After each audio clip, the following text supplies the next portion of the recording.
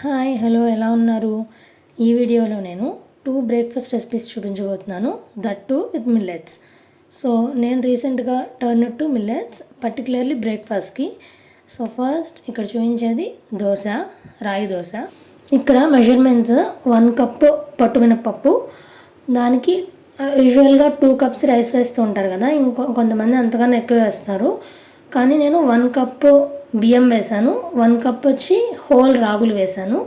మినపప్పు కూడా పొట్టు మినపప్పు తీసుకున్నాను, దానిలో కూడా హాఫే వాష్ చేసి పడేసాను, హాఫ్ అట్లనే ఉంచాను సో దట్ ఎక్స్ట్రా ఫైబర్ ఉంటుందని చెప్పి. పొట్టు మినపప్పుని ఒకసారి గ్రైండ్ చేసేసి తీసుకొని రాగులు ఇంకా బియ్యం వాటర్ వేసి మెత్తగా పేస్ట్ చేసుకోవాలి. దానిలోనే 1 స్పూన్ నానబెట్టేటప్పుడే మెంతులు కూడా వేయండి, టేస్ట్ చాలా బాగుంటుంది. నేను ఇక్కడ మిక్స్ చేశాను.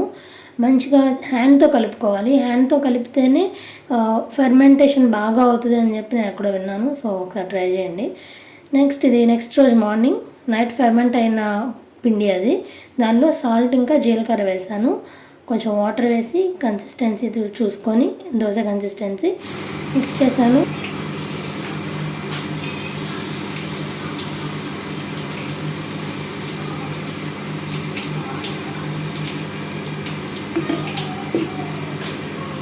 పర్ఫెక్ట్గా సరిపోయాయి మెజర్మెంట్స్ అన్నీ.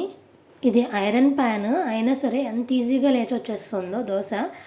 సో 2 సైడ్స్ మంచిగా కాల్చుకొని దీన్ని నేను కొబ్బరి ఇంకా టమాటో చట్నీతో సర్వ్ చేశాను. చాలా బాగా సెట్ అయింది కాంబినేషన్, చాలా బాగుంది. ఇది మాత్రం డెఫినెట్గా ట్రై చేయండి మీ బ్రేక్ఫాస్ట్లో. Shifting to whole grains is actually good thing కదా. ఫస్ట్లో కొంచెం ఏంటిలా ఉంది టేస్ట్ డిఫరెంట్గా అని అనిపించిన పోను ఇదే చాలా ఎమ్మీగా ఉందనిపిస్తుంది. ఇక్కడ సెకండ్ రెసిపీ ఇడ్లీ. నా ఫేవరెట్ అయితే ఇడ్లీ. ఇడ్లీ నచ్చిన వాళ్ళు కూడా ఉంటారంట, ఉంటే చెప్పండి కామెంట్స్లో. కానీ ఈ ఇడ్లీ జొన్నలతో చేశాను, ఇంకా మినప్పప్పు, సేమ్ పొట్టు మినప్పప్పు. 1 కప్పు మినప్పప్పుకి హాఫ్ కప్ ఆఫ్ జొన్నలు తీసుకున్నాను.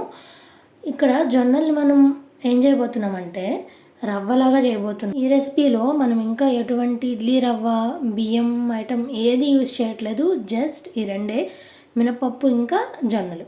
ఈ జొన్నల్ని కూడా 6 hours నానబెట్టి ఇట్లా నీట్గా వాష్ చేసుకొని ఫస్ట్ మినపప్పుని యాజ్ టీజ్ హాఫ్ పొట్టు తీసేసి హాఫ్ పొట్టు అట్లనే ఉంచేసి మెత్తగా గ్రైండ్ చేసుకొని తర్వాత జొన్నల్ని కొంచెం వాటర్ వేసుకుంటూ కొద్దిగా యాడ్ చేసుకుంటూ వాటర్ని సన్నని రవ్వలాగా మిక్సీ పట్టుకోవాలి. మరీ పేస్ట్ అవ్వకూడదు, అలా అని మరీ గరుగ్గా కూడా ఉండకూడదు. కొంచెం టెక్స్చర్ చూసుకొని మిక్సీ పట్టుకొని రెండు కలిపేసి దీన్ని కూడా ఫెర్మెంటేషన్కి పెట్టేసేయాలి. నేను ఇక్కడ మిల్లెట్స్, హోల్ మిల్లెట్స్ తెచ్చుకొని యూజ్ చేసుకుంటున్నాను ఇంట్లో. మీకు కావాలంటే ఈ జొన్నల్ని సన్నని రవ్వలాగా మిల్లో ఆడించుకొని కూడా తెచ్చుకొని ఇడ్లీ రవ్వ ప్లేస్లో దీన్ని యూజ్ చేసుకోవచ్చు. జొన్నలనే కాదు, ఇంకా మిగిలిన మిల్లెట్స్ కూడా అరికెలు, సామలు, కొర్రలు ఇవన్నీ కూడా వాడుకోవచ్చు. నేను ప్రస్తుతానికి ఇవి 2 ట్రై చేస్తున్నాను. ఇవి అలవాటు అయిన తర్వాత నెక్స్ట్ స్లోగా అలవాటు చేసుకోవాలి. మిల్లెట్స్ని ఇలా పిండిగా చేసిన తర్వాత ఎక్కువసేపు బయట ఉంచేస్తుంటే త్వరగా స్మెల్ వచ్చేస్తున్నాయి. నార్మల్ బియ్యం వేసినవి అంత త్వరగా రావట్లేదు. ఈ మిల్లెట్స్ వేసినవి మాత్రం బ్యాడ్ స్మెల్ వచ్చేస్తున్నాయి. సో మ్యాక్సిమం 5 hours బయట ఉంచితే చాలు, ఎండగా ఉన్నప్పుడు. సమ్మర్లో అయితే 5 hours సరిపోతుంది, వింటర్ సీజన్లో అయితే 6 hours 7 hours మ్యాక్స్. చూసారా మార్నింగ్ ఎంత మంచిగా ఫెర్మెంట్ అయిందో. దీన్ని నేను ఇడ్లీగా వేస్తున్నాను, వాటర్ కన్సిస్టెన్సీ చూసుకొని ఇంకా సాల్ట్ వేసి.